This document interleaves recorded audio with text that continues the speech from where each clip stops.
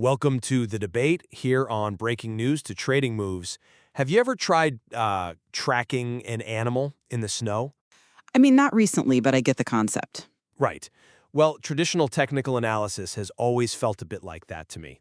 You look at a chart, you identify the physical trail left by large institutional capital, and ideally you follow those footprints to a profitable destination.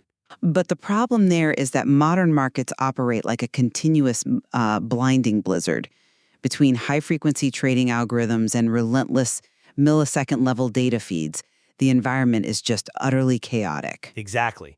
And that brings us to the core of our discussion today. Has that algorithmic blizzard, made those traditional footprints impossible to track? Right. Or do the underlying mechanics of institutional buying and selling remain perfectly visible if you apply the right filters? Exactly. So I am taking the position that structural frameworks and volume-confirmed patterns still reliably map the movements of institutional capital. The footprints are absolutely still there, provided you know exactly what to look for. And I will be arguing that predatory market mechanics, increased noise, and, pervasive data evaluation biases have severely compromised the reliability of those technical patterns. We are no longer observing a natural landscape of supply and demand, You think it's just a manufactured environment? Completely. It is a highly engineered environment where the perception of trading success is very often a mathematical illusion, and it's usually manufactured by flawed historical testing. So to lay out my perspective, I readily admit that simplistic, unconfirmed price patterns are dangerous today. Just drawing rudimentary shapes on a screen is a recipe for disaster. But technical analysis remains exceptionally robust when grounded in volume confirmation and structural context. I just don't see the data supporting that robustness anymore. Well, algorithmic research analyzing volume spikes actually shows near 90% win rates. That is, when a price breakout is filtered by a threshold of 4 times the average volume. That kind of directional probability is simply not random. But you're relying on classical frameworks to interpret that volume. Yes, because incorporating theories like the Wyckoff method gives us a clear roadmap. The composite operator, meaning large institutional capital, simply has too much money to hide. They must leave a trail of effort and result through their accumulation and distribution phases. I hear you, but The mechanics of liquidity haven't changed, even if the speed of the market has. I come at it from a completely different angle. The predictive power of chart patterns is objectively decaying, and the empirical data proves it. Take Thomas Bulkowski's exhaustive research on chart patterns, for instance. The failure rate study, right? Yeah. He found the failure rate for upward breakouts to climb just 10%, quadrupled. It went from 11% in 1991 to 44% in 2007. That's a steep climb, sure. It's a clear degradation. Furthermore, when we evaluate robust systems on major market indexes today, the math shows these markets closely resemble geometric Brownian motion. They lack the autocorrelation required for trend-following strategies to succeed. So you're saying the trends are just an illusion? Pretty much. And worst of all, the historical backtests that traders rely on to validate these setups are overwhelmingly plagued by survivorship bias. Traders are essentially building their strategies on statistical ghosts. Let's examine that decay you mentioned. You bring up Bulkowski's findings on rising failure rates, and I agree that raw price geometry is failing more often than it did in the early 90s. But I would argue that is the exact reason basic geometry is insufficient without volume confirmation. But the noise itself is the primary problem, not just the geometry. Right, the market is noisier, yes. But genuine institutional commitment still requires volume to move markets. They can't just magically teleport price. Let's look at how Bulkowski actually measured this, though, because the mechanics matter. He analyzed nearly 14,000 chart patterns. He measured the rise from the closing price the day before the breakout to the ultimate high. And what were the exact numbers again? In the bullish market of the 1990s, the average failure rate for upward breakouts was 14%. By the 2003 to 2007 period, that failure rate had doubled to 28%. Downward breakouts jumped from 26 to 49%. Meaning the pattern forms, the breakout triggers, and then the momentum just completely stalls out. Precisely. The price triggers the entry and then chops sideways or violently reverses. the market is demonstrably less conducive to simple geometry. And this ties directly into the mathematical concept of autocorrelation. Momentum breeding momentum. Exactly. Think of it like a heavy freight train. Once it gets moving in one direction, it takes a lot of force to stop it. A body in motion stays in motion. Sure, basic physics applied to price action. Right, but for trend-following patterns to work, a market needs high autocorrelation. But when we run the tests on modern major indices, we do not see those extended cyclical trends. We see geometric Brownian motion. Let's make sure we clarify that term for the listeners. Geometric Brownian motion is essentially a mathematical model for a random walk, correct? Right, yeah. Think of it like a drunkard's walk. The person takes a step forward, then a step left, then backwards. The next step is completely independent of the last step. So past movement gives you zero clues about where they stumble next. Exactly. If the market is a random walk, your historical chart pattern cannot predict the future price. I see why you think that, but let me give you a different perspective here. If major indices are purely random walks, resembling that drunkard's walk, how do you account for the near 90% win rate I mentioned earlier? The volume spike breakout research? Yes, the 78% average returns documented in that study. They tested algorithmic execution on equities, waiting for a price breakout, but they only trigger the entry if the volume was greater than or equal to 4 times the 5-day average. Okay, but Mathematical randomness simply does not yield a 90% directional probability. That 4-fold volume threshold acts as a heavy-duty snowplow. It cuts right through the blizzard to find the actual footprints. that is a compelling argument, I will give you that. But have you considered how that extreme volume is being generated in modern environments? Yes, a major volume anomaly might precede a directional move. Because institutions are stepping in. Not necessarily. We have to question the broader structural context. You rely heavily on classical frameworks, like the Wyckoff phases, to interpret that volume. My question is whether those structures truly reflect natural institutional accumulation anymore. What else would they reflect? They could be artificially engineered by algorithmic execution. I would argue it absolutely reflects real institutional accumulation. Wyckoff proposed the concept of the composite operator, where you view the market as a single, highly skilled entity. When a large mutual fund wants to acquire 5 million shares, they cannot just buy them all at the market price at once. Right, because their own demand would drive the price up against them. Exactly. So they systematically enter phase A, stopping the prior downtrend. Then they enter phase B, which is building the cause. The price oscillates in a trading range, and they quietly absorb supply over weeks or months. I know the theory. The footprint becomes visible in what Wyckoff called the law of effort versus result. Yes, if you see extreme volume near the bottom of a trading range, but the price refuses to drop further, the effort is yielding no downward result. That divergence tells you smart money is absorbing the selling pressure. I understand the theory perfectly, but the reality of market microstructure today challenges that narrative entirely. High-frequency trading firms operate with structural advantages that Richard Wyckoff could never have comprehended back in the 1930s. They literally place their servers inside the same building as the exchange's matching engine. Colocation. Sure, speed is an advantage. It is more than speed. Exchanges sell direct investor transaction data to these firms. They use that data to trade against the public. The patterns you are identifying as multi-week institutional accumulation are very often millisecond-level predatory algorithms. Wait, let me make sure I'm wrapping my head around this. How does a millisecond algorithm invalidate a multi-week Wyckoff structure? The time horizons seem completely disjointed. How so? Well, a high-frequency firm is holding shares for seconds, while institutional accumulation takes months. Because the algorithms are programmed to hunt for liquidity at the exact price levels where your classic Wyckoff structures tell retail traders to place their stop-loss orders. Let's take a specific example, like Wyckoff Phase C, commonly known as the spring. The false breakdown below support? Exactly.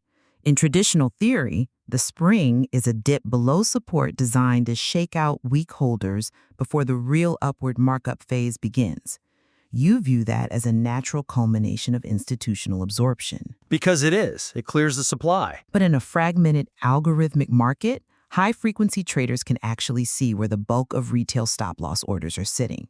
They purposefully drive the price down just below that support line to trigger a cascade of retail selling. Okay, they trigger the stops. Right. And once those stops turn into active market sell orders, the high-frequency firm swallows those shares at a steep discount. Then the artificial selling pressure vanishes and the price snaps back up into the range. It mimics the classic Wyckoff spring perfectly, but it is not natural accumulation. You think it's just structural predation? They are actively painting the tape to trap you. That is actually terrifying if you are a retail trader putting your faith in a textbook support line. But I would frame the outcome differently. Really? How can you frame a trap positively? Because whether the spring is caused by a human floor trader orchestrating a shakeout in 1920 or a predatory server farm doing it today, the structural result is exactly the same. I don't see how. Because the weak hands are shaken out either way. The excess supply is absorbed by stronger hands and the path of least resistance is established upward. This is why the structural framework is so enduring. I disagree that the intent doesn't matter. It doesn't matter if the composite operator is a human syndicate or a piece of code. The psychological mechanics of fear and greed remain constant. In fact, there are technical setups explicitly designed to monetize the exact trap you are describing. Take the Hikake pattern. The false inside bar breakout. Right. The Hikake starts with an inside bar, which represents volatility contraction. Then it gives a false directional move. It baits traders into thinking a breakout is happening, only to violently reverse. And you trade the reversal. Exactly. The true trade occurs when you enter on that reversal. The pattern literally preys on the predators. It uses the algorithmic trap as the fuel for the real move. I am sorry, but I just do not buy that. Let me tell you why.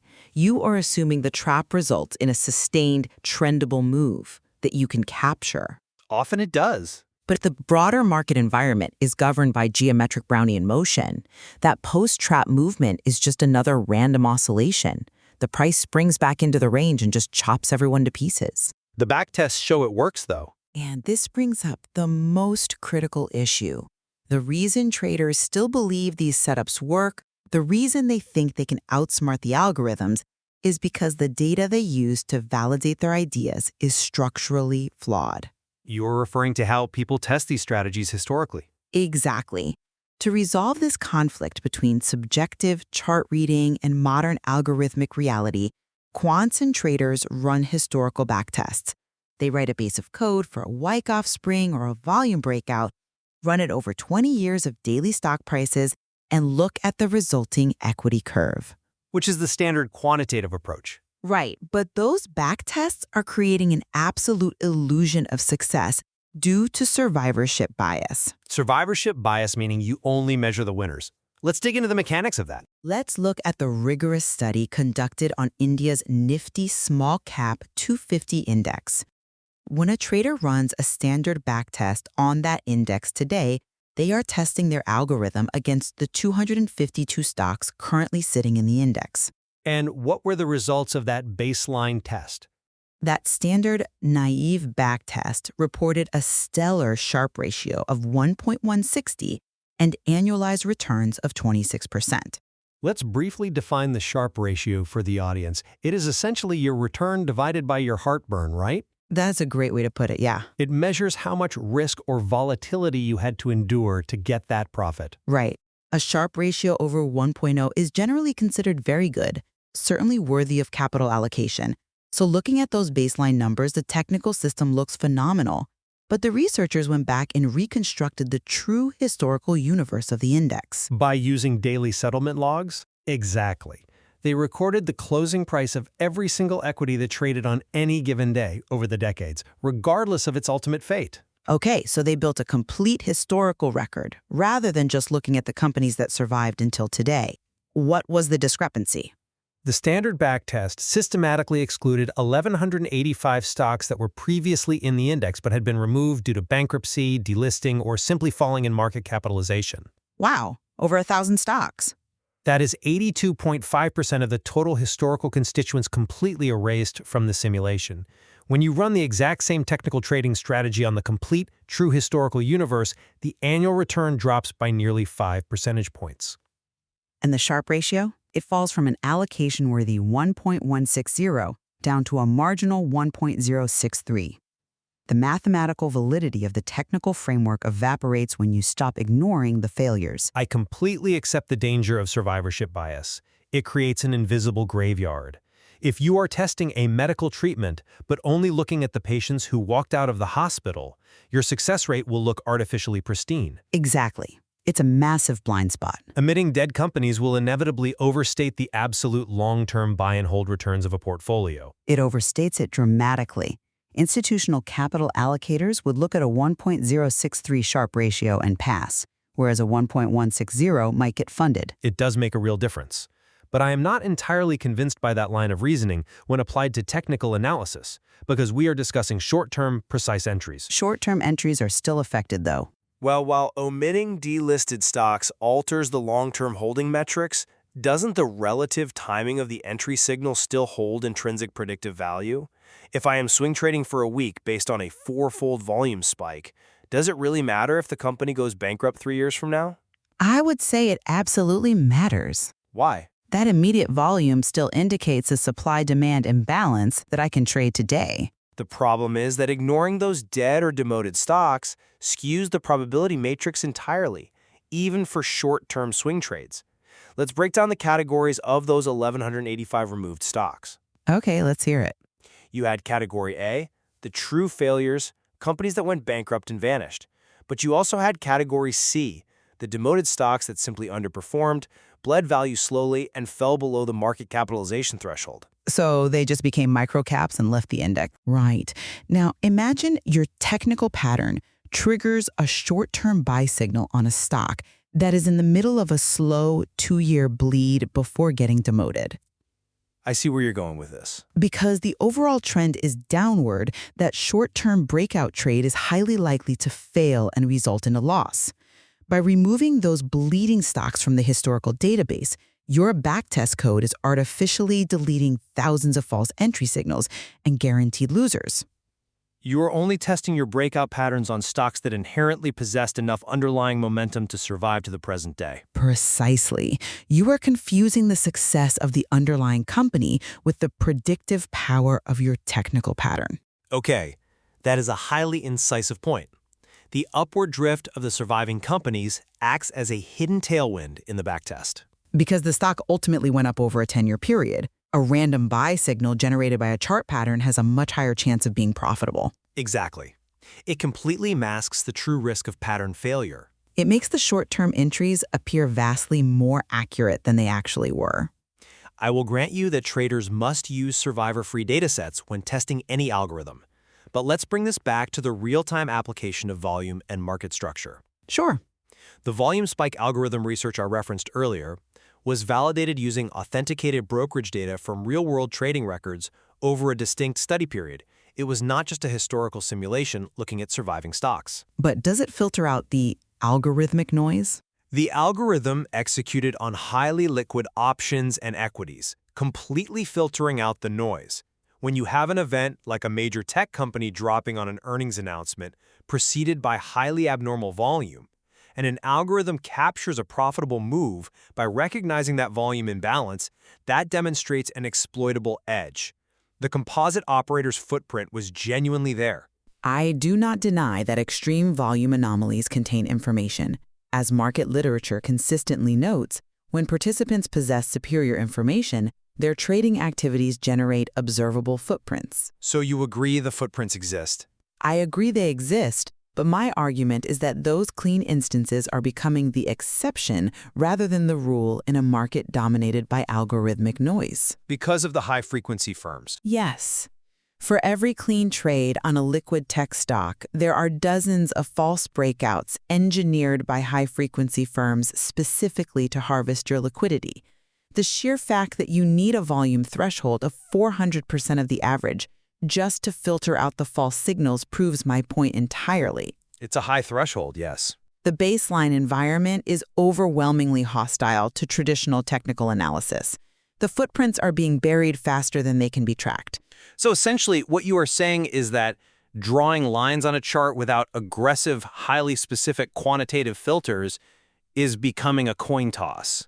Honestly, it is mathematically reckless. The empirical decay documented by researchers like Bolkovsky is real. The algorithmic predation hunting for retail stop losses is continuous. And the datasets most retail traders use to build confidence in these patterns are structurally biased to show phantom profits. Raw price geometry without context is a trap. A very expensive trap, I might add. Where we diverge is on the solution.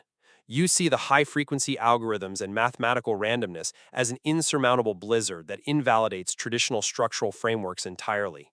I do. I maintain that advanced volume metrics and principles like Wyckoff's law of effort versus result serve as the necessary thermal imaging. By demanding extreme volume confirmation before committing capital, a disciplined trader can still look through the blizzard and decode the true intentions of institutional capital. I would just caution anyone against assuming they can outfilter an exchange-sponsored algorithm that sees the order flow before they do. You must rigorously evaluate the very mechanics of the data you rely upon.